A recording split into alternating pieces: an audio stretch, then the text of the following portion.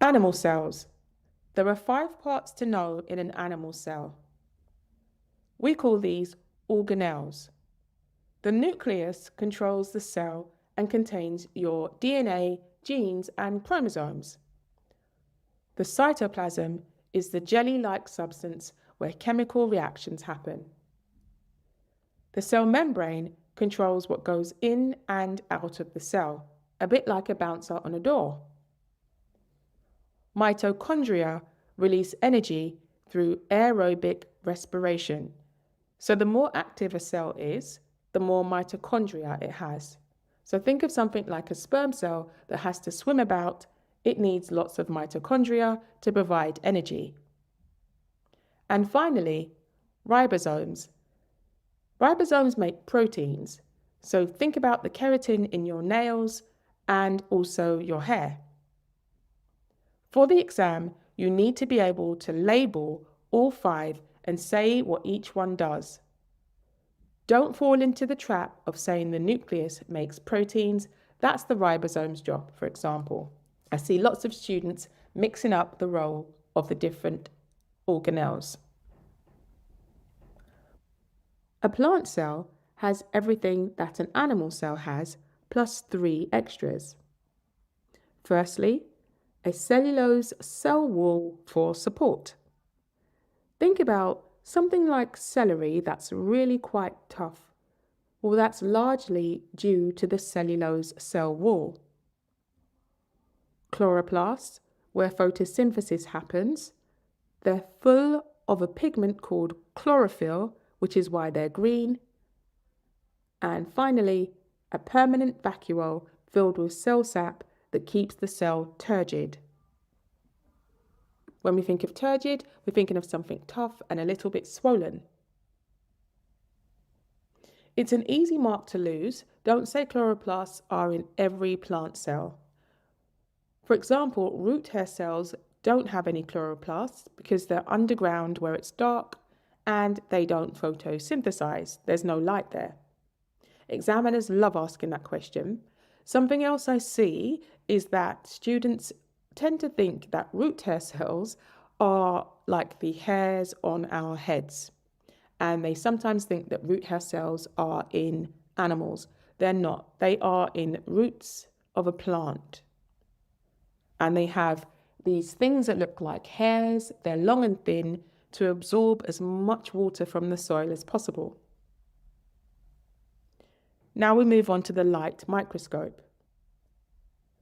A light microscope shines light up through a thin specimen. So our specimen might be something like a skin cell, or a cheek cell, or a plant leaf cell. You'll remember having seen a demonstration or done an investigation where you've taken a really thin slice of onion and put it under the microscope. Well, that specimen, that onion, was really thin so that light could get through it. In a microscope, you have 2 lenses that do the work. The eyepiece lens at the top, which is where you put your eye and look down, and the objective lens, and that's the one that you can swing carefully into place over the specimen. So because there are 2 lenses, we need to think about the total magnification using the eyepiece times the objective lens. So a 10 times eyepiece with a 40 times objective lens gives you 400 times magnification.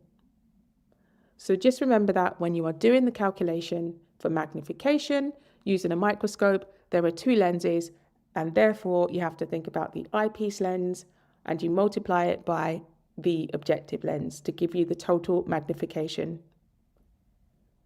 Light microscopes go up to about 2,000 times magnification.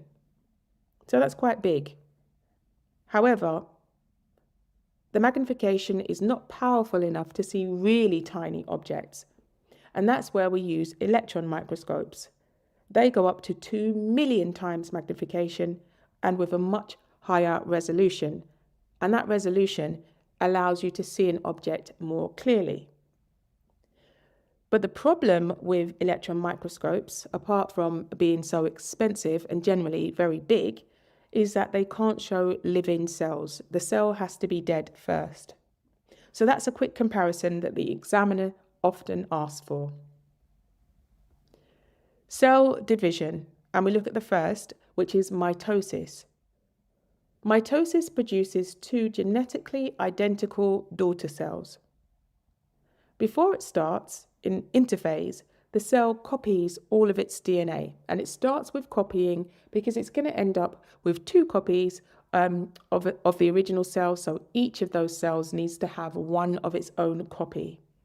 So you double the amount so that when it splits into those two daughter cells, each daughter cell has its own full copy of chromosomes. Then there are 4 stages: prophase, metaphase, anaphase, and telophase.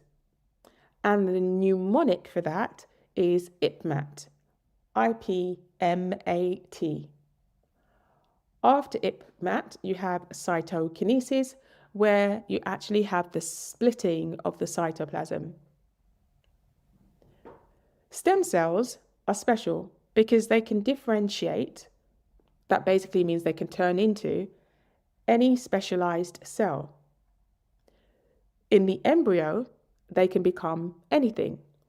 So an embryonic stem cell could become a liver cell, could become a nerve cell, for example. And that's really important because as an embryo or a fetus grows, it needs to develop into different body parts, and those different body parts have different functions. So it's really important that embryonic stem cells can become any other type of cell. Adults also have stem cells, but they are much more limited. For example, bone marrow. The stem cells in bone marrow can go on to become different types of blood cells, but they can't go on to become nerve cells, for example.